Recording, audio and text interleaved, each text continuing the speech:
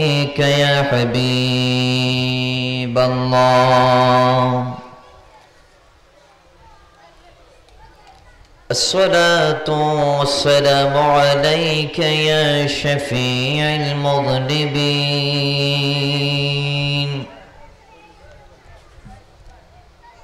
الصلاة والسلام عليك يا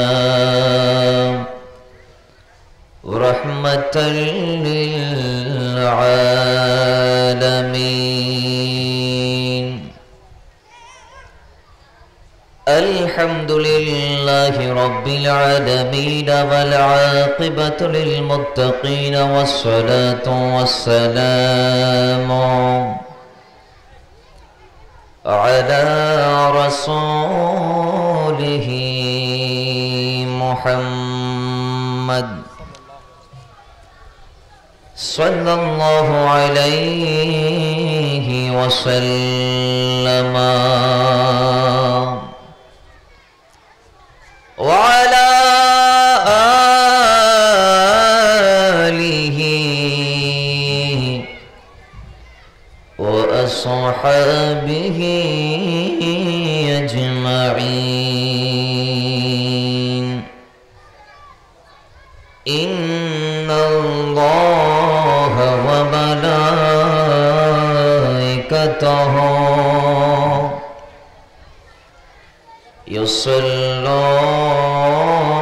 يصلون على النبي يا أيها الذين آمنوا صلوا عليه وسلموا تسليما صلى الله على سيدنا وآله وصحبه وسلم محبت درود शरीफ पढ़ें अल्लाहुम्मा सल्ली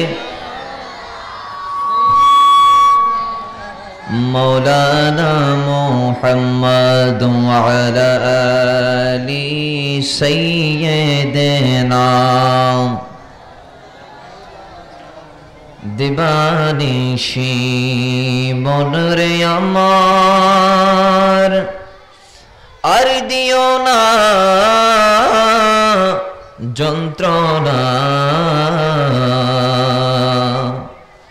ধনে যদি হইতাম ধনী যাইতাম সোনার মদিনা আল্লাহুম্মা জোরে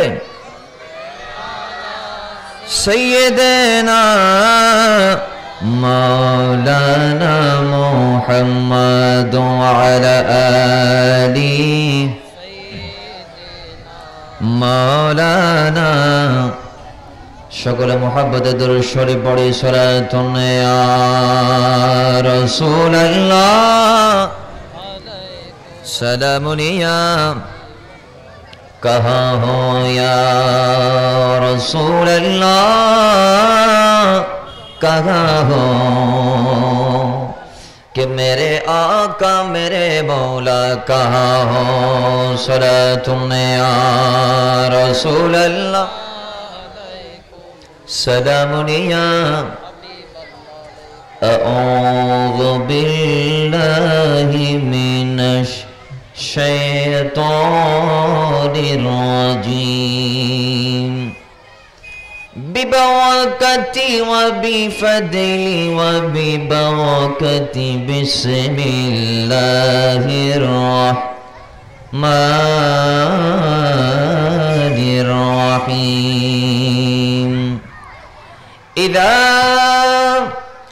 ज़ुलज़िलतिल अर्दु ज़िलज़ालहा व अख़रजतिल अर्दु अथक़ालहा व क़ालल इंसानु मा लहा यौमइज़िन तुहद्दिसु अख़बारहा বিআন্না রাব্বাকা আওহা লাহা ইয়াওমাইযিন ইয়াসদুরুন নাসু আশতাতান লিয়ুরাউ আমালাহুম ফামান ইয়া'মাল مثقال ذرة خيرا يره ومن يعمل مثقال ذرة شرا يره صدق الله مولانا العظيم وبلغنا رسوله النبي الحبيب الأمين المكين الكريم ونحن على ذلك من الشاهدين والشاكرين والحمد لله رب العالمين ربي صل وسلم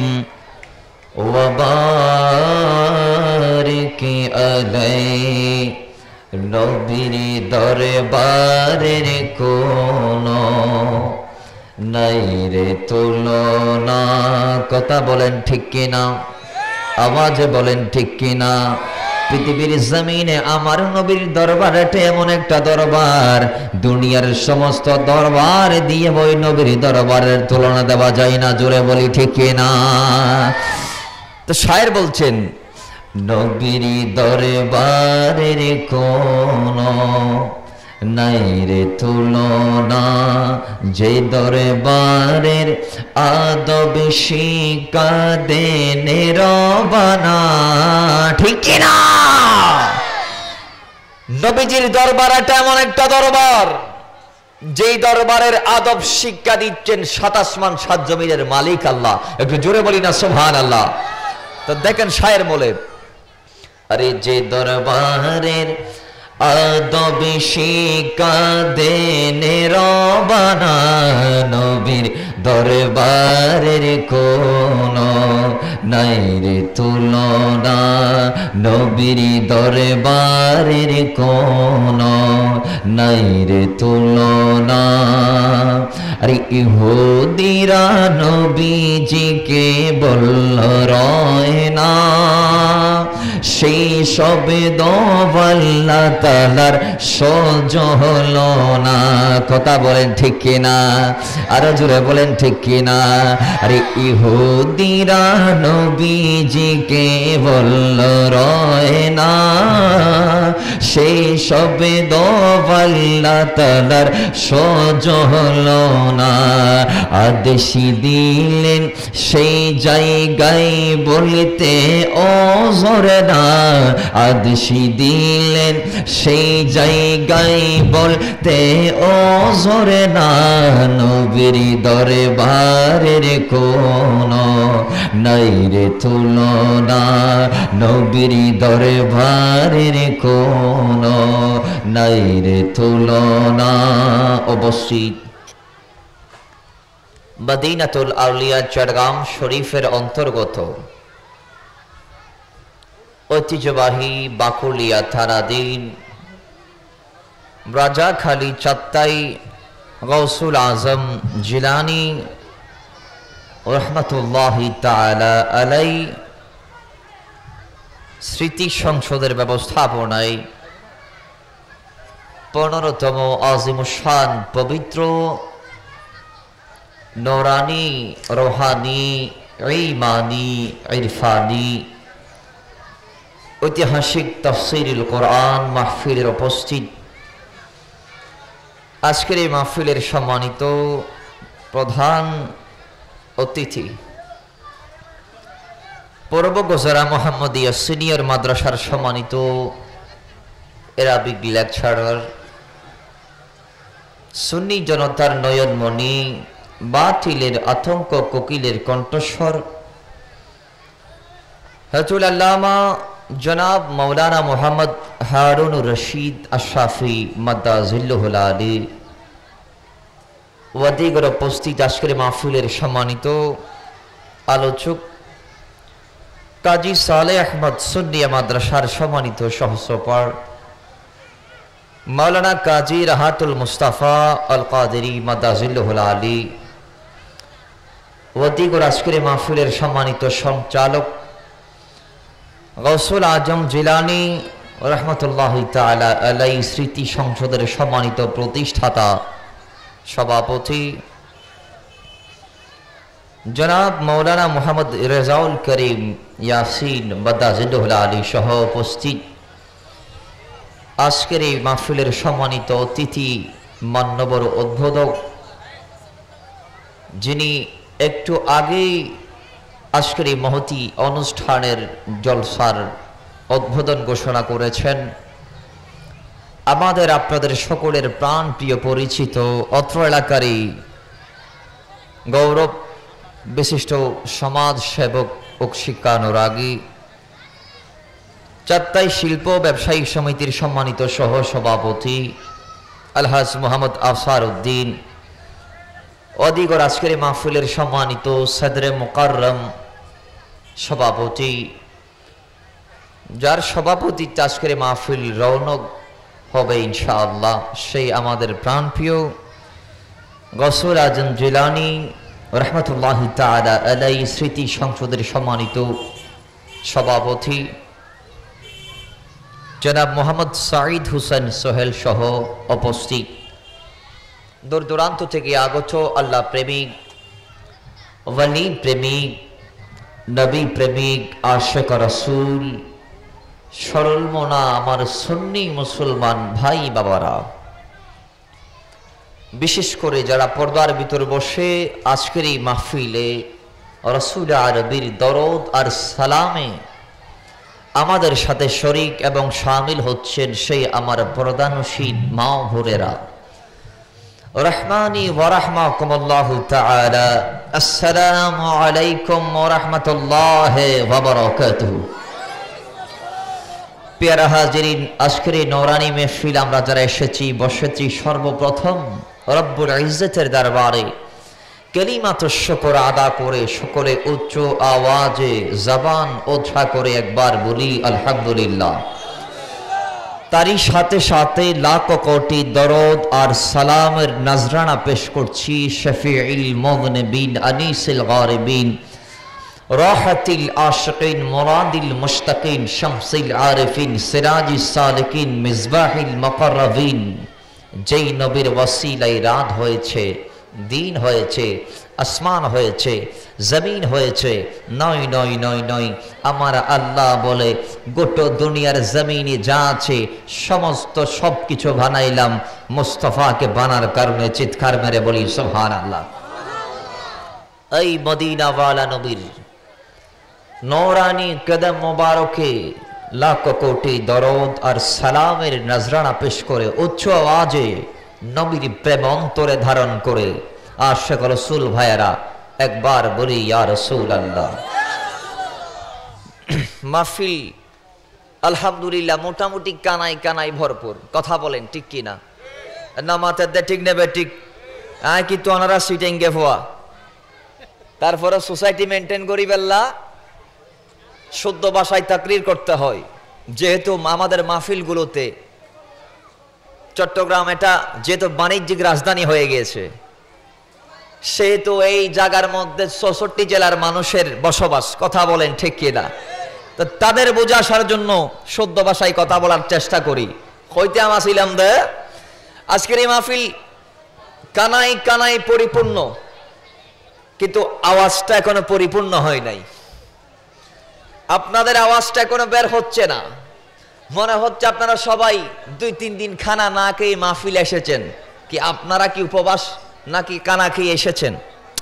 নামাজের দেখায় শুনে নয়েন গরতুন জুমার পরে বাদ শুনলে না বাজি ইবে দিয়ে আল্লাহ দিলে আর একখানা করে চলা ফুরিবে, ইয়ার পর আর ভাই হলে বিরানি হোক যা কিছু ব্যবস্থা করছি টাইম মজিন পৌঁছে যাইব।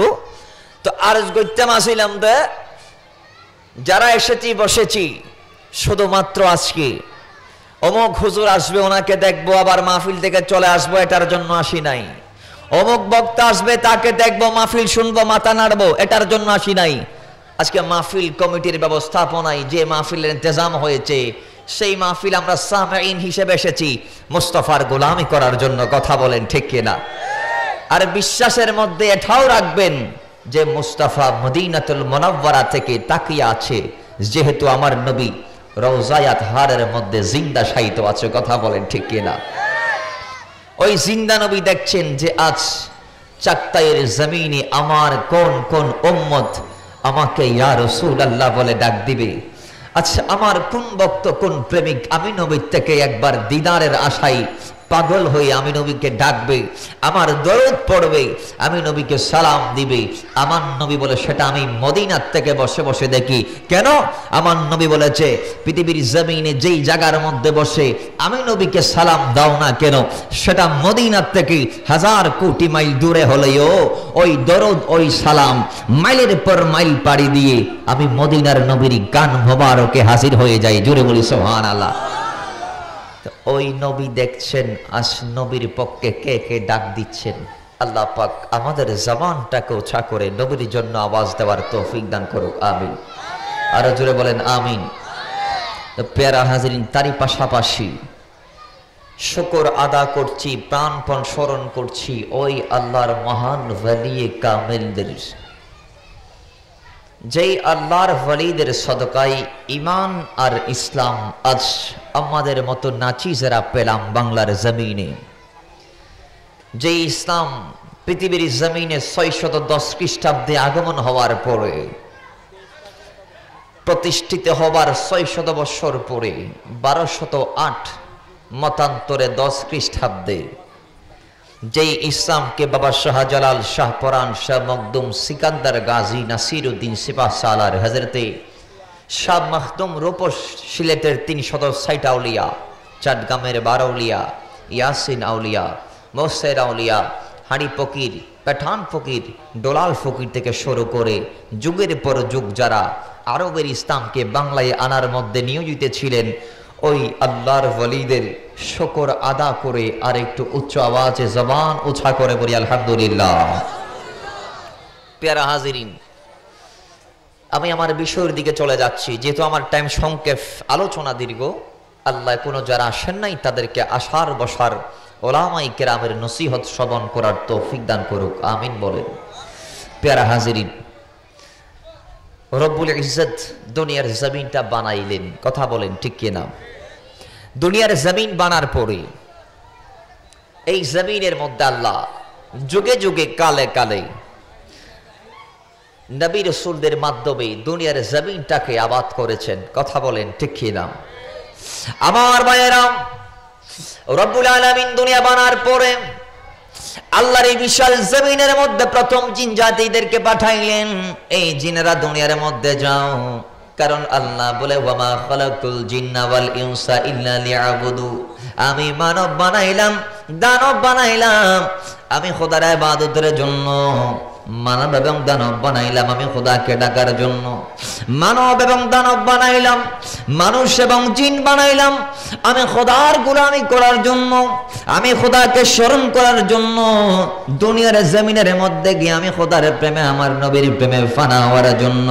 যাই হোক, আল্লাহ পৃথিবীর জমিনটাকে আবাদ করার জন্য প্রথমে জিনদেরকে পাঠাইলেন। পাঠানোর পরে জিনেরা দুনিয়ার মধ্যে আসলেন, আল্লাহর দেওয়া বিধানকে রক্ষা করতে পারে নাই। তারা মারের পর মার, তারা রক্তপাত, মারামারি, রাহাজানি, খুন খারাপির মধ্যে যখন লিপ্ত হয়ে গিয়েছিল, আল্লাহর বিশাল পৃথিবীর পবিত্রতা যখন তারা নষ্ট করে ফেললো, ওই টাইমের মধ্যে আমার আল্লাহ বলে, ও জিবরাইল, যেই জিনদেরকে দুনিয়াতে পাঠিয়েছিলাম, জিবরাইল আমি খোদা দেখছি ওই জিনেরা আমি আল্লাহর পবিত্র জমিনকে রক্তপাত করতে করতে মারামারির মাধ্যমে অপবিত্র করে ফেলেছে। আমি খোদার জিনদেরকে রাখবো না। জিবরাইল, ফেরেশতাদেরকে নিয়ে দুনিয়াতে চলে যাও, জিনের বাচ্চাদেরকে ধরে ধরে ধ্বংস করে দাও। জোরে বলি সুবহানাল্লাহ। কয়েকটা বর্ণনা পাওয়া যায়। এক বর্ণনা এসেছে জিনদেরকে খতম করে দিয়েছেন, আরেক বর্ণনা এসেছে জিনদেরকে ধরে ধরে ফেরেশতারা পাহাড়ে পর্বতের মধ্যে নিক্ষেপ করে দিয়েছেন। যাই হোক, জিনদেরকে অপসারণ করার পরে আল্লাহ এবার বলে, আদমকে আমি পাঠাবো, বনি আদমদেরকে দুনিয়াতে পাঠাতে চাই। যাই হোক, আদম আলাইহিস সালামকে আল্লাহ পাঠাই দিলেন। তার নসল দিয়ে আমার আল্লাহ লক্ষ লক্ষ নবীদেরকে পাঠাই দিলেন। একের পর এক নবী আসে, একের পর এক রাসূল আসে। আল্লাহ তাদেরকে এক একটা কিতাব দেয়, আল্লাহ তাদেরকে এক একজনকে এক একটা হিকমতের মাধ্যমে তাদের উম্মতদেরকে তাদের জাতিদেরকে আল্লাহর পথের দিকে ডাকার জন্য আহ্বান করে। ডাকতে ডাকতে ডাকতে ডাকতে 3,36,000 নবী রাসূল দুনিয়ার জমিনের মধ্যে এসেছে। আল্লাহর উলুহিয়তের সাক্ষী দিয়েছে, আল্লাহর পথে মানুষদেরকে ডেকেছে। তাদের জামানার শেষ পরে সর্বশেষ প্রত্যেক নবীর দেওয়া দিনকে পূর্ণাঙ্গ রূপে স্বীকৃতি দেওয়ার জন্য, প্রত্যেক আসমানি কিতাবকে সত্যায়ন করার জন্য সমস্ত নবীদের পরে আমার আল্লাহ মদিনার নবী কামলেওয়ালাকে পাঠাই দিলেন। জোরে বলি সুবহানাল্লাহ। এবার 570 খ্রিস্টাব্দে নবীর আগমন হলো।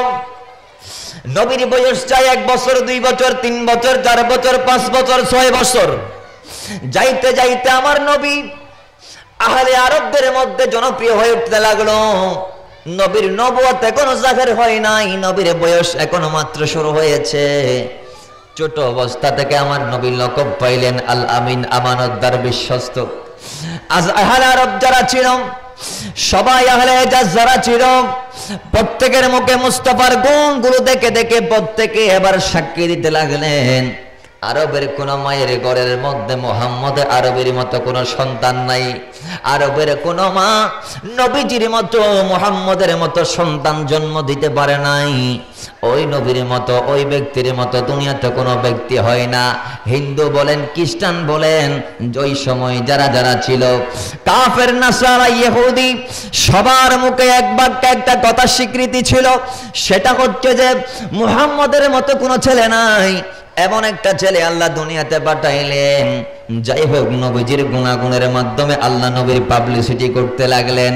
করতে করতে আল্লাহ 40 বছর পর্যন্ত নবীর পাবলিসিটি করার পরে 40 বছর যখন পূর্ণ হলো, আমার আল্লাহ জিব্রাইলকে ডাক দিলেন, এ জিব্রাইল, নবীকে আমি 40 বছর পর্যন্ত হায়াত দিয়েছি, নবুয়ত জাহির করতে বলি নাই। 40 বছরের ভিতর নবুয়ত কেন জাহির করতে বলি নাই? তার কারণও একটা আছে। বলে সেই কারণ হচ্ছে যে আগে আমি আমার নবীকে পৃথিবীর পূর্ব থেকে পশ্চিমে পৌঁছাই দেব। দুনিয়ার মানুষ নবীকে দেখবে, নবীর বিশ্বস্ততা দেখবে, আমার নবীর আমানতদারিতা দেখবে, আমার নবীর একনিষ্ঠতা দেখবে। তারা দেখার পরে যখন নিজেরা সুনাম করবে, যখন মুস্তাফাকে সবাই রিসিভ করে ফেলবে, মুস্তাফাকে যখন সবাই গ্রহণ করে ফেলবে, ওই টাইমের মধ্যে আমার আল্লাহ পাক ডাক দিয়ে বলে, জিবরাইল দেরি করো না, নবীর বয়স এখন পূর্ণাঙ্গ হয়েছে, আমার নবীর সমস্ত পাবলিসিটির কাজ আমি শেষ করে দিলাম, তাড়াতাড়ি চলে যাও, এই মুহূর্তে মদিনার নবীর নবুয়তিকে জাহির করতে বলো। জোরে বলি সুবহানাল্লাহ। এবার আমার নবী নবুয়ত ফ্লাশ করলেন, জিব্রাইল কোরআন নিয়ে আসলেন। এবার নবী দিনের পর দিন আরবের অধিবাসীদেরকে আল্লাহর ওয়াহাদানিয়তের পদে ডাকতে লাগলেন, নবীজির রিসালাতের পদে ডাকতে লাগলেন। দিন যায়, মাস যায়, বছর আসে। ওই নবীর 23 বছরের হায়াতে জিন্দেগিতে নবুয়তের 23টা বছর যে আল্লাহ দুনিয়াতে পাঠাইলেন, ওই 23টা বছরে আল্লাহ এমন একটা কিতাব দুনিয়াতে পাঠাইলেন, যে কিতাবের নাম হচ্ছে পবিত্র কালামুল্লাহ। এটা এমন একটা কিতাব, যে কিতাবের বেলায় আল্লাহ বলেছে, ইয়া রাসূলুল্লাহ, যে কিতাব আমি আপনার কদমে পাঠাইলাম, ওই কিতাবের মধ্যে কোনো ভুল নাই। যালিকাল কিতাবু লা রাইবা ফি, এটা এমন একটি কিতাব, যে কিতাবের মধ্যে সন্দেহের লেশও নাই, ভুল নাই, কোনো খটকা নাই, কোনো সন্দেহ নাই। সন্দেহ হলে ঈমান থাকবে না।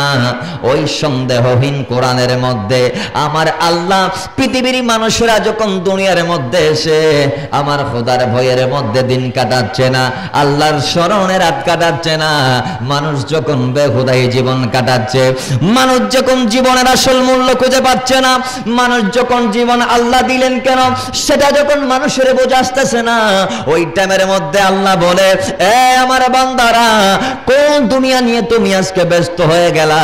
কোন দুনিয়ার জমিন নিয়ে তুমি পাগল হয়ে গেলা, কোন সম্পদ পেয়ে আমি খোদারে বলে তুমি এখনো বসে রইলা? ও বান্দা, তুমি কি জানো না যে জমিন আমি তোমাকে জমিদার বানাইলাম? ও বান্দা, যে জমিন আমি তোমার টাকার মালিক বানাইলাম, যে জমিনের মধ্যে আমি তোমার গাড়ির মালিক বানাইলাম, যে জমিনের মধ্যে আমি তোমার বিল্ডিং এর মালিক বানাইলাম, প্লটের মালিক বানাইলাম, ছেলে সন্তানের মালিক বানাইলাম। বান্দা শোনো শোনো, এমন একটা দিন আসবে যেই দিনটা আমি আল্লাহ তোমাকে রাখবো না। শুধু তোমাকে নয়, যেই জমিনে তুমি দাঁড়াইলা ওই জমিনটাও আমি আল্লাহ একদিন ধ্বংস করে দেব। জোরে বলি সুবহানাল্লাহ। ওই সময় আল্লাহ ডাক দিয়ে বলে, বান্দা কোন কাজে তুমি জীবন কাটাইলাম, কোন স্বার্থের পিছনে তুমি সকাল থেকে সন্ধ্যা পর্যন্ত ঘোরাঘুরি করো? পৃথিবীর জমিনে বর্তমান আমরা যারা বান্দা আছি, আমরা যারা ডাক্তার, তারা ডাক্তারি পেশা নিয়ে ব্যস্ত। সকালবেলা উঠে রোগী দেখতে চলে যাই, সারাদিন সারা রাত রোগী দেখে সন্ধ্যাবেলায় বাসায় আসে, হালকা খাওয়ার কে ঘুমিয়ে যায়। পরদিন সকাল উঠে আবার রোগী দেখতে যাই, নামাজ ফজর নাই, জোহর নাই, আসর নাই, মাগরিব নাই, এশা নাই। আমরা যারা দোকান করি আমাদের কি দশা? বলে যারা দোকানদার আছি সকাল থেকে সন্ধ্যা পর্যন্ত আমরা শুধু দোকানের মধ্যে সময় দিই। অনেক দোকানদার আছে তাদের ভিতরে কিন্তু যারা দোকানকে বাদ দিয়ে টাইমলি নামাজও আদায় করে। কথা বলেন ঠিক কিনা? এমনও ডাক্তার আছে হাজার রোগীর চাপ থাকলেও সমস্ত রোগীকে এক পাশে রেখে তিনি নামাজকে নিয়ে পড়ে যায়। কথা বলেন ঠিক কিনা? এমনও আছে, আবার অনেক বান্দা আছে যারা দুনিয়ার জমিন আমরা বিভিন্ন যে পেশার মধ্যে আছি, যারা টিচারি করি, যারা মাস্টারি করি, সবাই আমরা বেশ কম কোনো না কোনো ভাবে নিজের পেশা নিয়ে আমরা জড়িত থাকি। আল্লাহর স্মরণের মধ্যে আমাদের সময়টুকু আমরা কাটাই না। মিলাদুন নবীর মাহফিল আমরা যাই না, তাফসীরুল কোরআন মাহফিল আমরা যাই না, ধর্মীয় কোন অনুষ্ঠানের মধ্যে আমরা যাইতে পারি না, আমাদের সময় হয় না। আর মাইলের পর মাইল, দিনের পর দিন, ঘন্টার পর ঘন্টা নিজের ব্যক্তিগত কাজের জন্য কাটাই দিচ্ছি, সামাজিক সোসাইটি মেনটেন করার জন্য কাটাই দিচ্ছি। ওই আল্লাহর বান্দারা যখন বারবার ওই রকম হয়ে যায়, ওই টাইমে আমার আল্লাহ সূরা জিলজালটা নাজিল করে দুনিয়ার জমিনবাসীদেরকে জানাই দিচ্ছেন, ও দুনিয়ার মানুষ কান খুলে শুনে নাও, যে দুনিয়া নিয়ে তুমি বসে রইলা, যে দুনিয়া নিয়ে তুমি পাগল হয়ে গেলা, জেনে রাখো এমন একটি দিন তোমার সামনে আসতেছে, যে দিন দুনিয়ার জমিনটা আমি আল্লাহ ধ্বংস করে দেব। জোরে বলি ইন্না লিল্লাহ। থাকবে না, কিচ্ছু থাকবে না, না আসমান, না জমিন, না কোন কায়নাত। আমার আল্লাহ বলে দুনিয়ার জমিনটাও রাখবো না। আল্লাহ বলছেন, ইজাস সামাউন ফাতারাত ওয়া ইজাল কাওয়াকিবুন তাসারাত। শুধু জমিন নয়, জমিনের উপর যে বিশাল আসমান আছে, আল্লাহ বলে ওই আসমানটাও একদিন ফানা করে দেব, ধ্বংস করে দেব। উচ্চ আওয়াজে বলি সুবহানাল্লাহ। পিছনে যারা আছেন সুবহানাল্লাহ, অনরাল্লাহ কি মারামারি আছে না? বা ইবে বাইন নদ সুবহানাল্লাহ বিকেতুন আল্লাহ বাইর করে দিব, তৌফিক দান করুক। আর একখানা জোরে হন না, না নিয়ত ইয়ান করে সন্ধ্যা যে হুজুর গলা ফাড়ি মূল্য না মরিবেন, তারা কিন্তু বাইর করতাম না। আল্লাহ দিলে মুখরে ফেলাস্টার বাঁধে আসছি দিয়া না দেখুন কুদরতি ফেলাস্টার হনাইয়ান মারিয়ে শুন বা মুস্তাফার মাহফিলে দেখুন, ওই সরকারের মোহাব্বত আল্লাহ আওয়াজ দিবেন, আল্লাহ দিবেন তৌফিক দান করুক। আর জোরে হন না বা এ দুগুণ মানুষেরা আমি নিবে যদি এত অল্প হয়, এত বাস্ত হয়, তাহলে তো মদিনা তো তার নবী আল্লাহ কি দোয়া করতে আইতে নবুজিরিয়েন। আর বেস্ট একখান পরিচয় দ্বারা মুস্তাফার গোলাম, হায়াত যতদিন দিয়ে গোলামি গড়িয়ে যাই দে। কথা বলেন ঠিক কিনা? আমরা বিভিন্ন কাজে যাই, বিভিন্ন রাজনৈতিক দলের ব্যানারে যাই, মিছিলে যাই, মিটিংয়ে যাই, সেখানে আমার ভাই, তোমার ভাই, অমুক ভাই, সমুক ভাই এমন জোরে জোরে আওয়াজ দেই, আমাদের ওই সময় কিন্তু আওয়াজ দিতে দ্বিধা লাগে না। ওই সময় যথেষ্ট আওয়াজ আমরা দিতে পারি, আলহামদুলিল্লাহ। তো ঠিক আছে, ওইখানে দিবেন ভালো কথা, কিন্তু যদি আপনি রসুল আরবির মাহফিল এসে জবানটাকে যদি নিচু করে রাখেন, মুখ দিয়ে যদি একটা তাসবিহ না পড়েন, তাইলে আপনার যাওয়া আসা তো সাকসেস হবে না। যেই সুবহানাল্লাহ বলার জন্য বলছি, সেই সুবহানাল্লাহর ফাজাইলটা আগে বর্ণনা করি। হায়াতুন নবী হাদিসে মুবারাকার মধ্যে বলেছেন, এটা মুসলিম শরীফের হাদিস, আল্লাহর হাবিব বলেছেন, যেই ব্যক্তি একবার সুবহানাল্লাহ বলবে, একবার আলহামদুলিল্লাহ বলবে, তার জেনে রাখা দরকার এই তাসবিহগুলো মিজানের পাল্লাকে পরিপূর্ণ করে দেয়।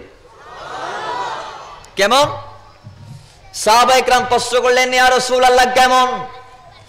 আমার নবী জবাবে বলছেন, যিনি একবার সুবহানাল্লাহ বলবে, একবার আলহামদুলিল্লাহ বলবে, একবার লা ইলাহা ইল্লাল্লাহ বলবে, একবার আল্লাহু আকবার, এই চারটি তাসবিহ যেই কোনোটা একবার বললে, আল্লাহর নবী বলে সামায়ে দুনিয়া, দুনিয়ার আসমান এবং জমিনের মাঝে যত ফাঁকা জায়গা রয়েছে, কি মানি এটা 500 বছরের রাস্তা, একবার বললে আমার নবী হাদিসে মুবারকের মধ্যে বলেছে, একবার সুবহানাল্লাহ বললে আল্লাহ তো সওয়াব দিয়ে দিবে। জোরে বলি সুবহান।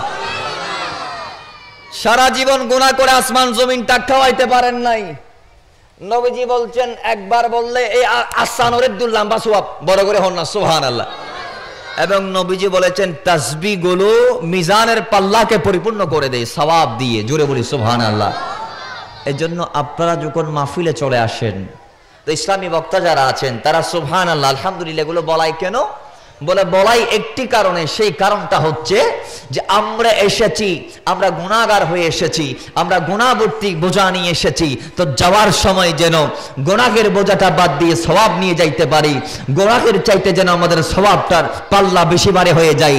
এই জন্য রসুল পাকের হাদিসটাকে ফলো করে সুন্নি বক্তা বলেন, বিভিন্ন অ্যাঙ্গেলের বক্তা বলেন, তারা এই তাসবিহগুলো আপনাদের মুখ দিয়ে বলাই আপনাদের আমলের পাল্লাকে ভারী করার জন্য।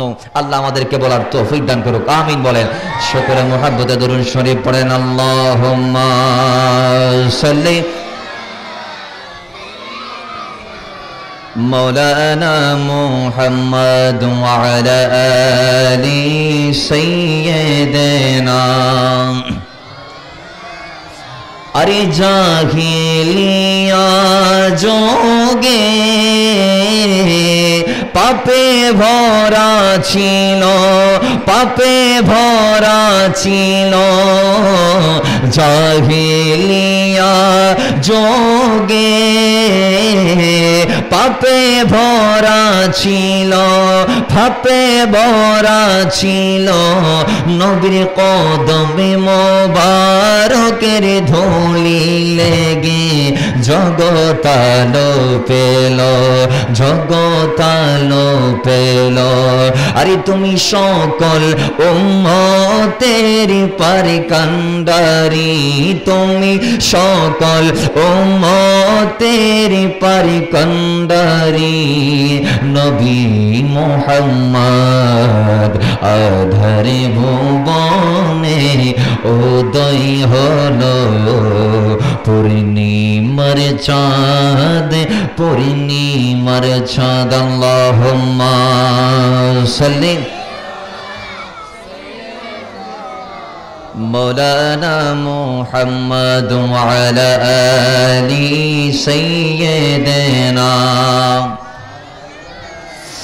আমার ভাইরা আমার, আল্লাহ বলছি যে সামাউন ফাতারাত, এ বান্দা কোন দুনিয়া নিয়ে তুমি বাহাদুরি করো, কোন জমিনের মধ্যে দাঁড়িয়ে তুমি বলো এই জমির মালিক আমি, কোন জমিনের মধ্যে তুমি মালিকানা দাবি করো, কোন মুখে তুমি বলো এই 10খানি জায়গার মালিক আমি। আমার আল্লাহ বলছে ইযা যুলজিলাতিল আরদু জিলজালাহা, এমন একটা দিন আসবে যেদিন জমিনটা তরতর করে কাঁপতে থাকবে। সূরাতুল জিলজালের কয়েকটা নাম মুফাসসিররা নোট করেছেন, একটা নাম হচ্ছে জিলজাল, আরেকটা নাম হচ্ছে সূরা জালজালা। যাই হোক, এই সূরা কেউ কেউ বলেছেন মাক্কি সূরা, এটা মক্কায় নাযিল হয়েছে, অধিকাংশ আবার মত দিয়েছেন বলে এটা মক্কায় নয়, এটা মদিনায় নাযিল হয়েছে। ওই সূরার মধ্যে আমার আল্লাহ ডাক দিয়ে বলে, এ বান্দা ইযা যুলজিলাতিল আরদু জিলজালাহা, এমন একটা দিন তোমার সামনে আমি আল্লাহ রেখেছি সামনে অচিরে এমন একটা দিন আসবে যেদিন আমি আল্লাহ জমিন রাখবো না, তরতর করে কাঁপাবো। আমি আল্লাহর দেওয়া জমিনটা তরতর করে কাঁপতে থাকবে। বলে এমন ভাবে কাঁপানো হবে জিলজালাহা, যেইভাবে কাঁপার কথা আল্লাহ জমিনকে বলে দিয়েছে। জোরে বলি সুবহান। যেইভাবে আল্লাহ সাব্যস্ত করেছে, যেইভাবে কাঁপাবেন বলে আল্লাহ বলেছেন, সেইভাবে নাচাইতে থাকবে। বলে এমন ভাবে জমিনটা নাচতে থাকবে। আমরা সাধারণ ভূমিকম্প যখন দেখি, সাধারণ ভূমিকম্পে 10 তলা 20 তলা 30 তলা 40 তলা বিল্ডিং গুলো ধসে পড়ে যায়, অনেক বড় বড় দালান কোঠাগুলো ফ্ল্যাট গুলো ধ্বংস হয়ে যায়, একের পর এক বিল্ডিং গুলো ধ্বংসস্তূপে পরিণত হয়ে যায়। দুনিয়ার সাধারণ ভূমিকম্পের পাওয়ার সহ্য করার মতো আমাদের ভিতর, আমাদের সায়েন্সের ভিতর এখনো দুনিয়াতে কয়জন আবিষ্কার করতে পেরেছে? হালকা ভূমিকম্প তো শেষ, 10 তলা বিল্ডিং ধসে পড়ে গেল, 20 তলা বিল্ডিং ধসে পড়ে গেল। আমার আল্লাহ বলবে, ও বান্দা, এগুলো তো সাধারণ ভূমিকম্প, এমন একটা ভূমিকম্প তোমাদের জন্য রেখেছি। জমিনের মালিক জানা যে তোমরা দাবি করো, তোমরা যে বলো এই জমিনের মালিক আমি, আমার আল্লাহ বলে, ও বান্দা, ওই জমিনকে আমি এমন ভাবে নাচাবো, কিয়ামতের সময় জমিন কেমন ভাবে নাচাবো, নাচাইতে নাচাইতে নাচাইতে নাচাইতে জমিন থরথর থরথর করে কাঁপতে কাঁপতে কাঁপতে কাঁপতে এমন একটা পর্যায়ে চলে আসবে।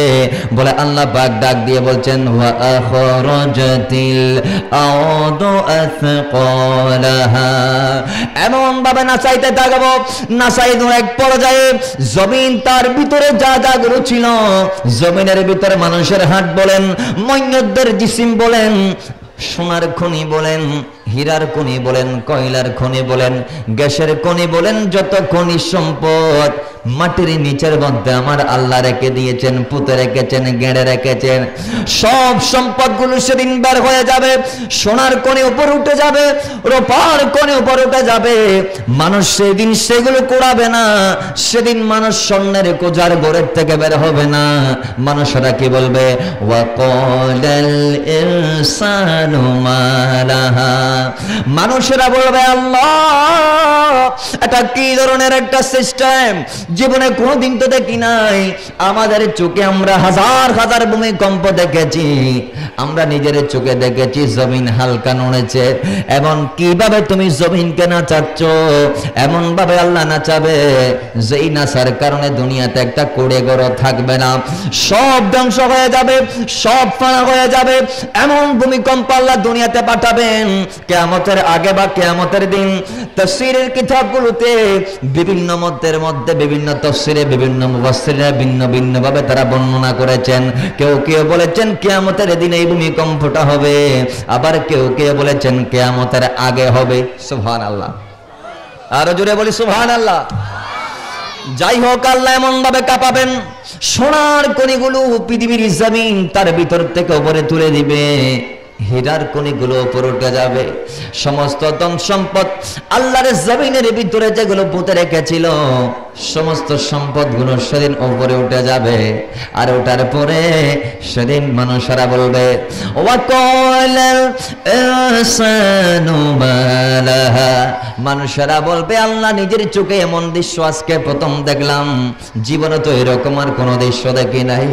আল্লাহ এটা কি এমন দৃশ্য, নিজের চোখে হায়াতে জিন্দেগি তেমন কোনোদিন দেখি নাই। এমন ভাবে আল্লাহ জমিনটাকে নাচাইতে নাচাইতে পৃথিবীর জমিনকে উৎখাত করে ফেলবেন। এরপরে আল্লাহর কোরআন বলে, শুধু তা নয়, ইয়াউমাইদিন তুহাদ্দিসু আখবারাহা, বলে সেদিন জমিনটা আল্লাহর সাথে কথা বলবে। সুবহানাল্লাহ, জমিনের জবান আল্লাহ সেদিন খুলে দিবেন। মানুষ যেভাবে কথা বলে, আল্লাহর জমিনটা, যেই জমিনের উপর আজকে আমরা আপনারা বসে রয়েছি, আমি গুনাহগার বক্তা হিসেবে আজকে সে কথাগুলো বলতেছি, সেদিন কিয়ামতের দিন আল্লাহর দরবারে আমার পায়ের নিচের মাটিগুলো সাক্ষ্য দিবে। আপনারা সামিন হিসেবে নবীর গোলাম হয়েছে, মাহফিলে এসেছেন, আপনাদের পায়ের নিচের মাটিগুলো আল্লাহর দরবারে সাক্ষী দিবে। বলে ইয়াউমাইদিন তুহাদ্দিসু আখবারাহা, সেদিন জমিনটার জবান আল্লাহ করে দিবেন। ওই জমিন তার মুখ দিয়ে বলবে, আল্লাহ রে, অমুক বান্দা আমার উপর এই কাজগুলো করেছে, হোক ভালো হোক মন্দ, জমিন সেদিন তার জবান দিয়ে আপনার পক্ষে বিপক্ষে সাক্ষী দিবে। আপনি আমি যদি ভালো হয়ে থাকি আমাদের পক্ষে বলবে, আপনি আমি যদি জমিনের উপর হেঁটে হেঁটে গুনাহ করার জন্য যায় বাজারে যাচ্ছেন, তাদের কৃতকর্মগুলো সেদিন জমিন আল্লাহর দরবারে সাক্ষী দিবে। কেন? বলে এই জমিনের মালিক তো আমরাই ছিলাম। আমাদের ঘরের ভিতর দরজা বন্ধ করে, লাইট বন্ধ করে, ফ্যান বন্ধ করে জানালার কাপড়গুলো নামিয়ে আমরা গুনাহ করেছি। আল্লাহ ছাড়া কেউ দেখে নাই। আমাদের ঘরের ভিতর গুনাহ করেছি, নিজের জায়গার উপর গুনাহ করেছি। আমরা ছাড়া, আল্লাহ ছাড়া তো ডানে বামে নিজের মা বাবাও দেখে নাই। কিন্তু আল্লাহ বলে, বান্দা তোমার নিচে যেই জমিন রয়েছে, ওই জমিনটা কাল কিয়ামতের ময়দানে তুমি বান্দার পক্ষে বিপক্ষে আমি খোদার কুদরতি দরবারে সাক্ষী দিবে। জোরে বলি সুবহান। সবগুলো বর্ণনা করবে জমিন, তার ভিতরে ভালো কাজ মন্দ কাজ আমরা যা করতেছি বনি আদমেরা, যা যা করতেছি সবগুলো সেদিন জমিন আমাদের পক্ষে বিপক্ষে সাক্ষী দিবে। কেন দিবে? জমির মালিক তো আমরাই ছিলাম। আমাদের মালিকানাধীন জমিন আমাদের বিপক্ষে কেন সাক্ষী দিবে? আল্লাহ পাক বলছেন, বিআন্না রাব্বাকা আওহালাহা। আমার আল্লাহ বলছেন, ওই জমিনের সাময়িক মালিক ওরা বান্দা তোমার হাতে ছিল। ওই জমিনের সাময়িক দুনিয়াবি হালকা মালিকানা তোমার হাতে ছিল। তুমি আরএস খতিয়ানের মালিক, তুমি মনে করেছিলা ওই জমির মালিক। তুমি বিএস খতিয়ানের মালিক, নাম জারি খতিয়ানে মেরা তোমার নাম হয়েছিল। তুমি মনে করেছো সমস্ত সম্পদগুলো আমার, সমস্ত জমিগুলো আমার। আল্লাহ বলে, ওই জমির হাকিকতান মালিক আমি আল্লাহ। জমিনটা বানাইলাম আমি আল্লাহ।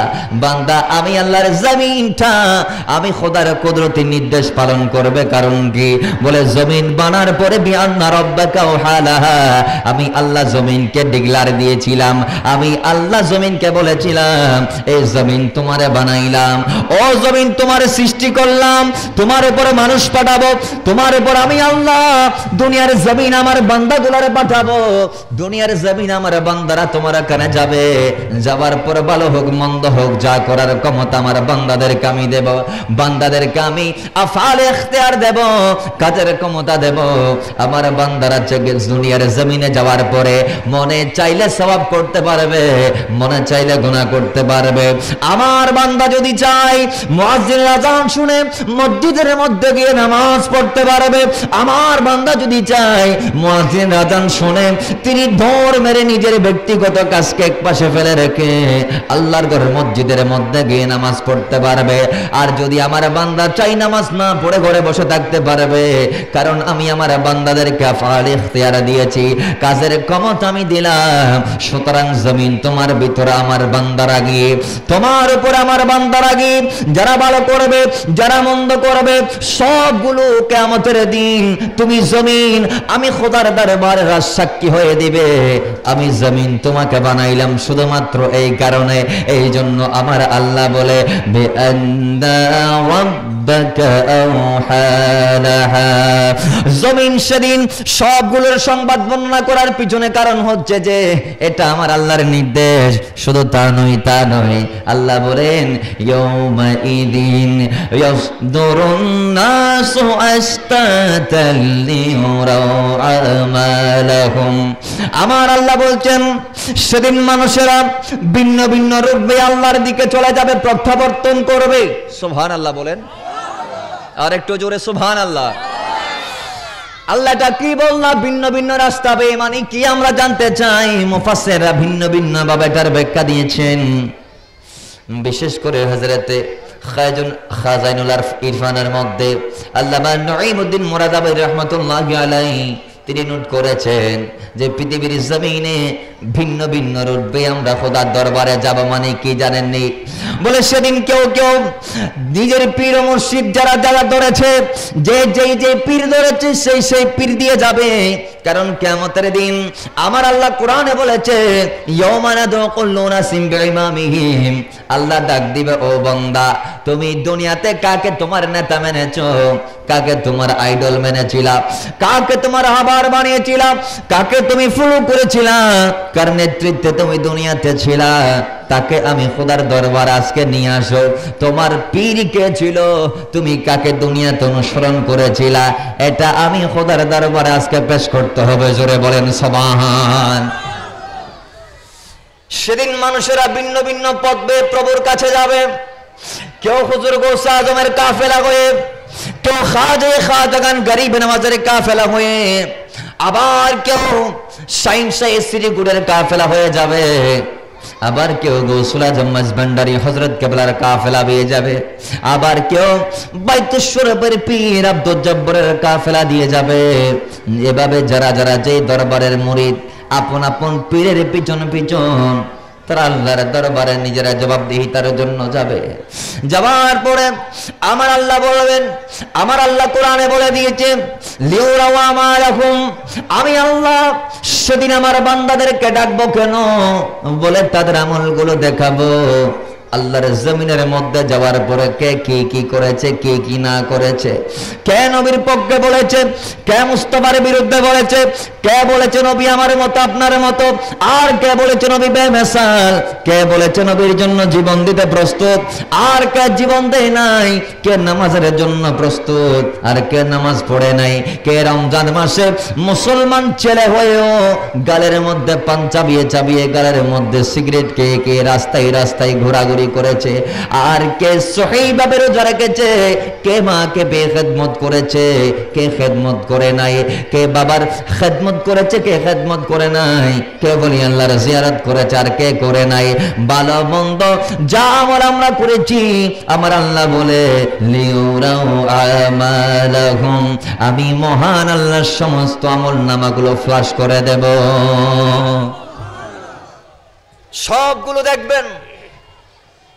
আমাদের সমাজ অনেক আছে, বাইরে দেখলে বড় সুফি, অনেক পাক্কা মুরব্বী, অনেক বড় ইমানদার, কিন্তু ভিতরে এক নম্বর পাক্কা শয়তান আছে না নাই? গুনাহ এমন ভাবে করে, সুদ এমন ভাবে খায়, লেফুয়ার ভিতরে বড়ি যাতে কেউ নাও দেখে। কথা বলেন ঠিক কিনা? কথা হতি তারা ঠিক নেবে ঠিক, এমন ভাবে গুনাহ করে যাতে নিজের আপন ভাই টের না পাই, নিজের অফিসের সিকিউরিটিও যাতে টের না পাই, ওইভাবে গুনাহ করে। আল্লাহ বলে তুই কত বড় শয়তান, কাল কিয়ামতের ময়দান আমি 3,36,000 নবীদেরকে নিয়ে তাদের উম্মতদের মাঝে তোর ঘটনাটা আমি ভিডিও কনফারেন্সের মাধ্যমে দেখাবো, যে দেখো যে ব্যক্তি দুনিয়াতে এত বড় মানুষ, সুফি সাধক মানুষ মনে করেছিল, আজকে তার কৃতকর্ম কুকর্মগুলো তোমরা নিজের চোখে দেখো। চিৎকার মেরে বলি নাউজুবিল্লাহ। আল্লাহ পাক বলছেন লিউরাউ আমালাহুম। আমাদের সমাজে তো এমনও ব্যক্তি আছে যিনি মানুষের দোষ একটা পাইলে পুরো এলাকা এলাকায় না সাইর করে দাবার আছে না নাই? নমাতে না আর বাজা না গিয়ে আর সময় আর বেশি 10 মিনিট আর তো মাহফিল আরেকখান আছে দেয় আগে করি যাই দি। সুতরাং কয়েকটা ইম্পর্টেন্ট কথা বলবো, আল্লাহ পাক আমাদেরকে বুঝে শুনে আমল করে উত্তর দেওয়ার তৌফিক দান করুক, আমিন বলেন। দেখেন পৃথিবীর জমিনে আমাদের অনেক আল্লাহর বান্দা আছেন যারা দুনিয়াতে আসার পরে, পৃথিবীর জমিনে আসার পরে একটা আল্লাহর বান্দার যদি একটা হালকা দুর্বলতা পাই, পুরো এলাকার মধ্যে এটা সাইর করে বিলাই দেই, বলো ওই তেরে চিনুন না শুক্রিকের ফোয়ারে ইটা খালি আসামদি বিরিটানের দৌড়া বড় বেয়াদব, বলে কি বলে না? কথা বলেন, বলে কি বলে না?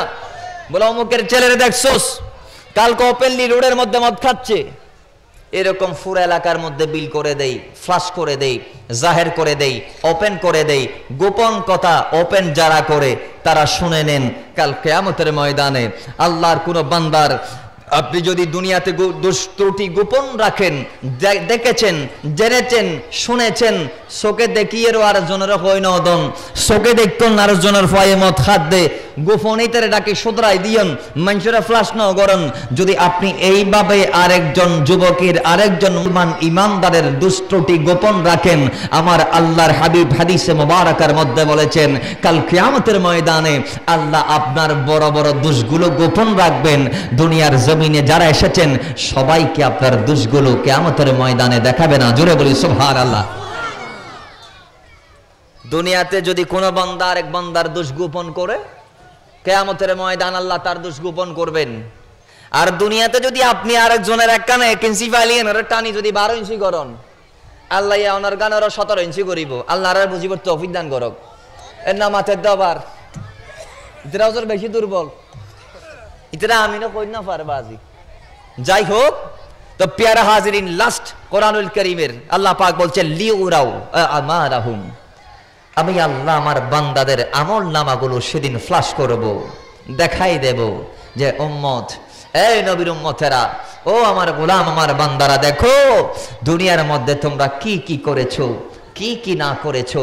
দুনিয়ার জমিনে যে সম্পদের মায়ায় তুমি পাগল ছিলা, সকাল থেকে সন্ধ্যা পর্যন্ত যিনি 1 কোটি টাকার মালিক, তার ব্রেনের মধ্যে চিন্তা থাকে কিভাবে আমি 2 কোটি টাকার মালিক বনতে পারবো। সকাল থেকে সন্ধ্যা পর্যন্ত মেহনত করে 2 কোটির জন্য।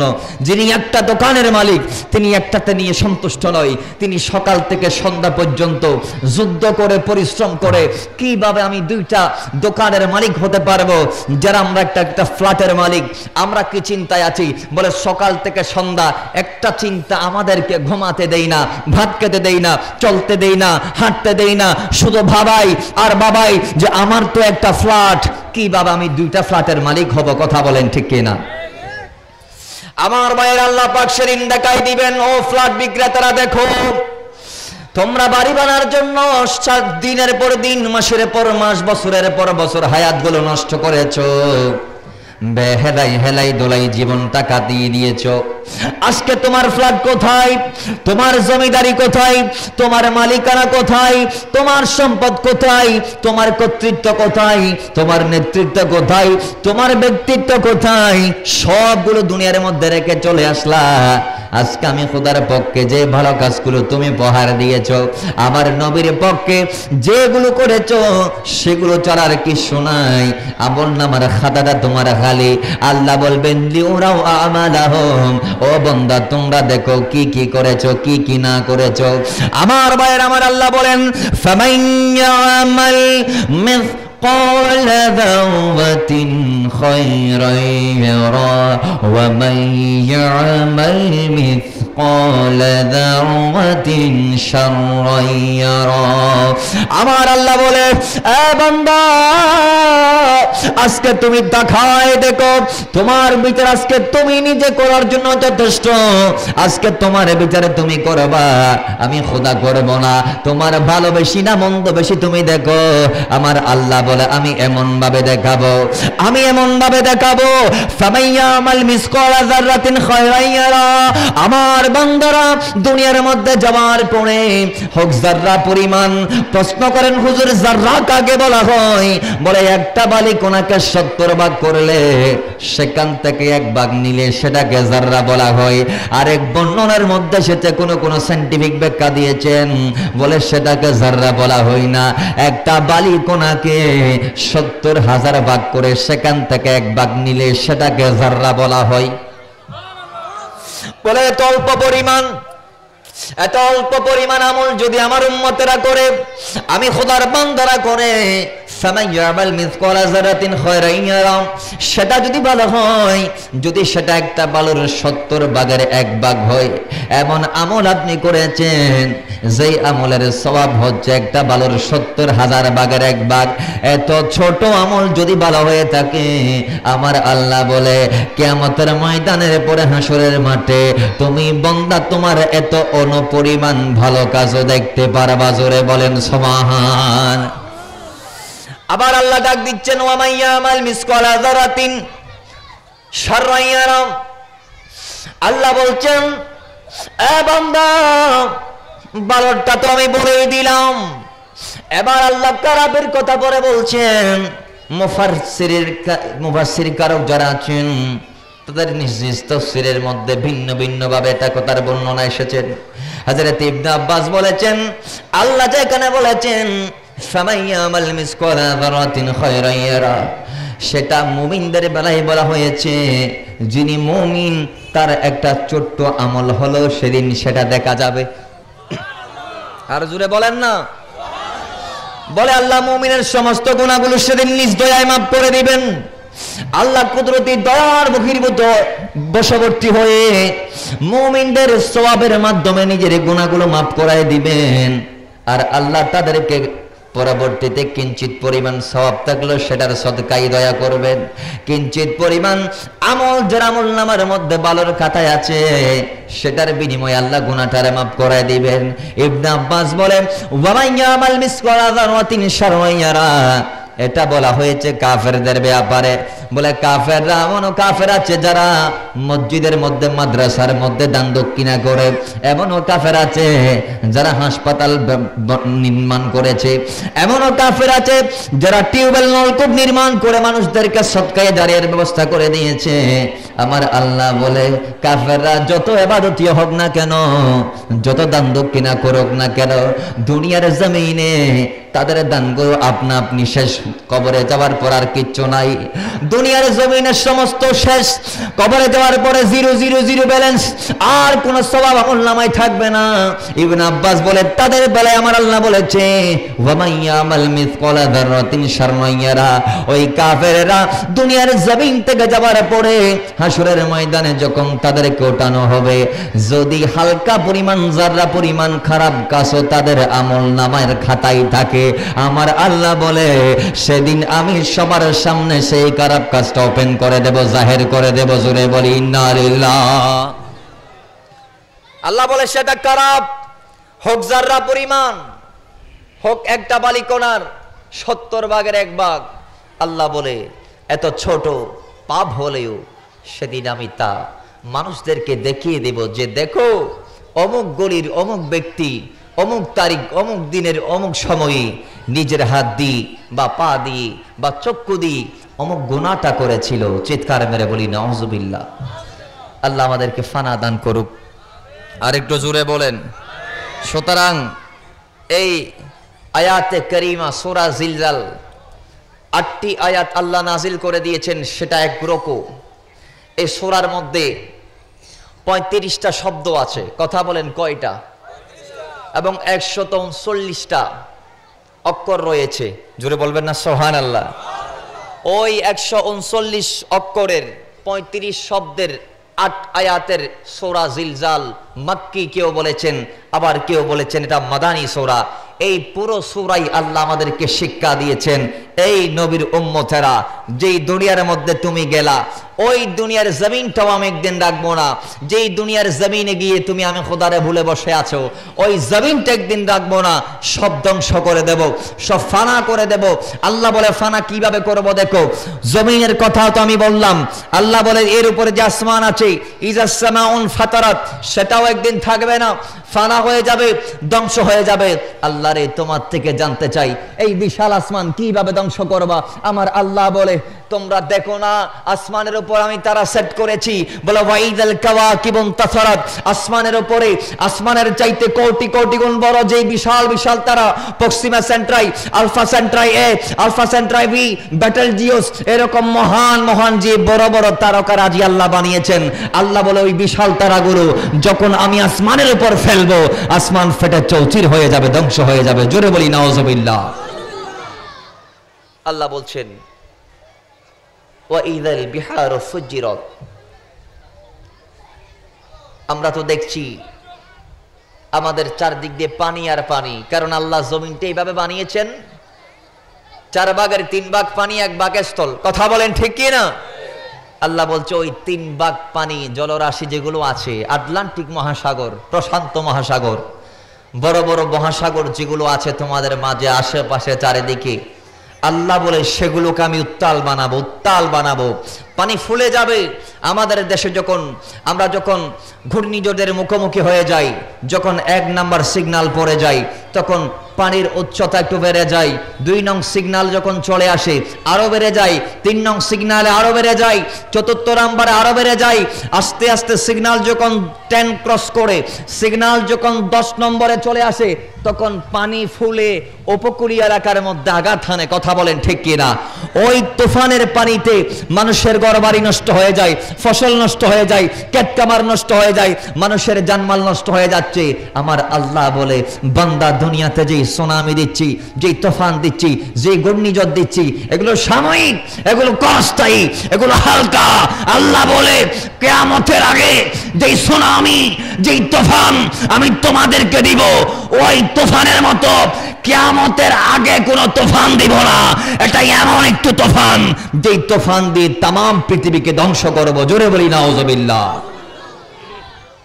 আল্লাহ বলছেন ওয়াইদাল কবুর বুসিরাত, এরপরে আমি কবর গুলার উন্মোচন করব, সমস্ত মাইয়াতদেরকে বের করব। কথা বলেন ঠিক কিনা? আল্লাহ কেন এত কিছু করার কারণ কি? কি জন্য? মাকাসদ কি তোমার? আল্লাহ বলছেন আলিমাত নাফসুম মা কদ্দামাত ওয়া আখারাত, বলছে এত সিস্টেম করার পিছনে কারণ হচ্ছে তোমাকে সেদিন আমি জানান দিব তুমি আগে পরে কি করেছো, কি রেখেছো। কথা বলেন ঠিক কি না? দুনিয়াতে এসে অনেক মুসলমান আছে মুস্তাফার শান ও মান ইজ্জতে আবরুতে বেয়াদবি করে। কথা বলেন ঠিক কি না? দুনিয়ার সাময়িক ক্ষমতা পেয়ে, দুনিয়ার সাময়িক হায়াত পেয়ে গালর ফাড়া আছে এতে মারিদের দে নবী আট ডুল্লা তো আট ডুল্লা সাধারণ মেডির মানুষ। নবীজি এইটা জানে ওইটা জানে না, নবীর এই ক্ষমতা আছে ওইটা নাই, এটা জানে ওইটা জানে না, নবী এটা ওইটা। এরকম যারা গুস্তাখে রসুল, দুশ্মনে রসুল আছেন, তাদেরকে বলবো দুনিয়ার মধ্যে সে কি করেছেন কি না করেছেন আমার আল্লাহ বলে আলিমাত নাফসুম মা কদ্দামাত ওয়া আখারাত, আগে পরে কি করেছো, কি রেখেছো, কি ফেলে এসেছো, সবগুলো আমি তোমাকে জানান করে দেব। চিৎকার মেরে বলি সুবহানাল্লাহ। দুনিয়ার মধ্যে আসার পরে যদি ওই নবীর গোলামিটা করতে পারেন, নবীর গোলামির লিস্টিতে যদি জীবনে একবার নাম তুলতে পারেন, সিদ্দিক আকবরের গোলাম হয়ে উঠবেন। ওই সিদ্দিক আকবরের গোলাম যারা নিজের নামটা নবীজির গোলামিতে লিখতে পেরেছি, তাদের বেলায় আল্লাহ পাক ডাক দিয়ে বলছেন, তাদের বলে জীবনের শেষ সময় যখন চলে আসবে, তাদের হায়াত যখন দুনিয়ার থেকে ক্রস করে দিবেন আল্লাহ, ওই টাইমে মালাকুল মউত 70,000 নূরের ফেরেশতার মিছিল নিয়ে তাদের রূহ নিতে আসবে। আল্লাহ দরবারে মালাকুল মউত ডাক দিবেন, আল্লাহ অমুক বান্দা সাক্তায়ের জমিনে যার বাড়ি, অমুকের ছেলে, অমুক বংশের অমুক, আল্লাহ তার হায়াত শেষ হয়েছে, আমি যাচ্ছি। আল্লাহ ডাক দিবেন, খবরদার এ আজরাইল, আজকে একা একা যাবে না, সিঙ্গেল তুমি যাবে না। আল্লাহ কেন?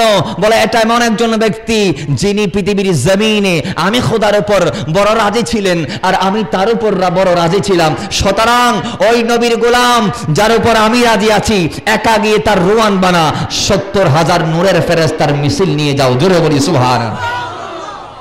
জান কবজ করবেন, জান যেই মাত্র নিয়ে যাবেন আল্লাহ ডাক দিবেন, ইয়া আইয়াতুহান নাফসুল মুতমাইন্না, এই প্রশান্ত আত্মা ইরজিই, আমার খোদা ডাক দিয়ে বলবেন আসো, আমি খোদার দিকে তুমি চলে আসো। জোরে বলি সুবহানাল্লাহ।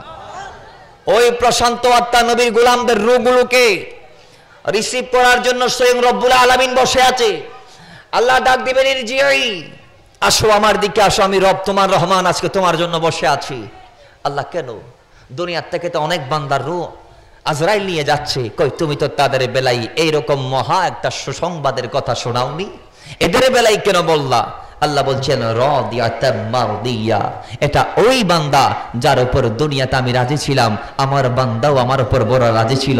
বলে আমার বান্দাকে আমি দুনিয়াতে টাকা দেই নাই, খালি হাতে পাঠিয়েছি। আমার বান্দা এক বেলা খেয়েছে, 3 বেলা খাই নাই, কিন্তু 3 বেলা না খেয়ে 4th বেলায় যখন এক বেলা আহার আমি আল্লাহ তার ঘরের দরজায় পৌঁছাই দিতাম, 3 দিন উপবাস থাকার পরেও এক বেলা খাওয়ার খেয়ে আমার বান্দা বলতো আলহামদুলিল্লাহ আলহামদুলিল্লাহ আলহামদুলিল্লাহ। জোরে বলি সুবহানাল্লাহ। বলে রাদিয়াতাম মারদিয়া, আমার বান্দা আমি খোদার উপর বড় রাজি ছিল। আমার বান্দাকে আমি ক্যান্সার দিয়ে পরীক্ষা করেছি, রোগ দিয়ে পরীক্ষা করেছি, আমার বান্দার থেকে সম্পদ কেড়ে নিয়ে পরীক্ষা করেছি, আমার বান্দার সম্পদ কেড়ে নিয়ে পরীক্ষা করেছি, সন্তান কেড়ে নিয়ে পরীক্ষা করেছি, স্ত্রীকে কেড়ে নিয়ে পরীক্ষা করেছি, আমার বান্দাকে চাকরি হারা করে আমি পরীক্ষা করেছি। আমার বান্দা যত বিপদে পড়েছে, ধৈর্য ধরেছে, আমি আল্লাহর মদদ মেগেছে এবং আমার শুকর আদা করেছে। জোরে বলি সুবহানাল্লাহ। ওই প্রশান্ত আত্মাদের বেলায় আল্লাহ বলবেন রাদিয়াতাম মারদিয়া, আসো, এমন টাইমে তোমার আগমন হচ্ছে আমার দরবারে, যেই টাইমে তোমার উপর আমি রাজি, আর তুমি বান্দাও দুনিয়াতে থাকার অবস্থায় আমি খোদার উপর বড় রাজি ছিলাম। একটু জোরে বলি না সুবহানাল্লাহ।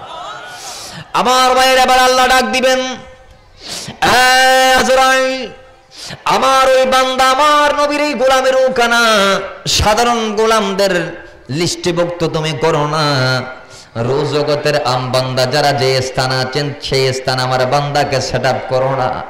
আল্লাহ বলেন ফাদখুলি ফি ইবাদি ওয়াদখুলি জান্নাতি। আমার আল্লাহ বলেন ফাদখুলি ফি ইবাদি, আয় ফেরেশতারা শোনো, আমার বান্দারও কানা সাধারণ কোন বান্দাদের কাতারে তোমরা রাখিও না, সাধারণ কোন বান্দাদের কামরায় তোমরা রাখিও না। আমার বান্দাদের রোগুলো রু জগতের এমন একটা কামরার মধ্যে সেটআপ করে দাও, যে কামরার মধ্যে আবেদ বান্দাদের রোগুলো আমি রেখেছি। আবেদ বান্দাদের রোগুলো, গৌস আজমের রোগুলো, খাজেখানের রোগুলো, গরিব নামাজের গোলামের রোগুলো, ইমাম আলী মাকামের গোলামের রোগুলো, অর্থাৎ আমি খোদার আবেদ বান্দা, আমার নবীর আশিক বান্দা, তাদেরকে যেই জায়গার মধ্যে রেখেছ এই বান্দার রোগ কেন সেই জায়গার মধ্যে নিয়ে যাও। এবার আমার আল্লাহ ডাক দিয়ে বলবেন ওয়াদখুলি জান্নাতি। আমার আল্লাহ আবার ডাক দিবেন, ও ফেরেশতারা আমার বান্দাকে একবারের জন্য জান্নাত থেকে ঘোরাই নিয়ে আসো। সুবহানাল্লাহ, আরো জোরে। আমার বান্দার জান্নাতে যেই আসনটা আছে, যে গরকানা আছে, যে বালাকানা আছে, নিয়ে যাও, সেখানে নিয়ে যাও। আমার বান্দা গরিব ছিল, 10টা বিঘার মালিকও তিনি হতে পারে নাই, 10 কাঠা জায়গার মালিক হতে পারে নাই, 2 কড়া জায়গার মালিকও আমার বান্দা দুনিয়াতে অভাবের কারণে হতে পারে নাই। কিন্তু যত অভাব ছিল না কেন আমার বান্দা সব সময় আমি খোদার উপর রাজি ছিল। আজকে তার রাজির কারণে, তার খেদমতের কারণে, তার গোলামিয়তের কারণে জান্নাতে তার জন্য যে বিশাল আসন আমি রেখেছি, যে বিশাল বাড়ি রেখেছি, আমার বান্দার বাড়িটা বান্দাকে দেখাই নিয়ে আসো। জোরে বলি সুবহানাল্লাহ। আল্লাহ পাক দুনিয়ার জমিন থেকে ওইভাবে যাওয়ার তৌফিক দান করুক, আমিন। আর একটু জোরে বলি আমিন। যা আলোচনা হয়েছে আলহামদুলিল্লাহ যথেষ্ট হয়েছে। আল্লাহ পাক সকলকে জানার, বোঝার, মানার, আমল করার তৌফিক দান করুক, আমিন। প্যারা হাজরিন, আমি মাহফিল কমিটির থেকে ক্ষমা চেয়ে নিচ্ছি, যেহেতু আমি আজকে যথেষ্ট টাইম দিতে পারছি না। কারণ আমার ভাই আমাকে দেওয়ার কথা ছিল 9:30টার পর থেকে, কিন্তু আমার আরেকটা প্রোগ্রাম, ইভেন কি আজকে আরেকটা প্রোগ্রাম বাধ্য হয়ে আমার দিনের বেলা বোয়ালখালীতে করে ফেলতে হয়েছে বাদে জমা। দেখেন, নবীর গোলামদের আবদার রক্ষার্থে ময়দানে যাইতে হচ্ছে, কথাগুলো বলতে হচ্ছে, তো আমি ক্ষমা চেয়ে নিচ্ছি। আমি আপনাদেরকে আজকে যথেষ্ট টাইম দিতে পারছি না। ইনশাআল্লাহ মুনিব যদি দয়া করে, আল্লাহ পাক যদি অন্য দিন আসার তৌফিক দান করে, বাকি আলোচনা ইনশাআল্লাহ শেখানো হবে। সেখানে মন ভরে কোরআনুল কারীমের তাফসীর ইনশাআল্লাহ শোনাবো। যা আলোচনা হয়েছে আল্লাহ পাক সকলকে জানার, বোঝার, মানার তৌফিক দান করুক, আমিন।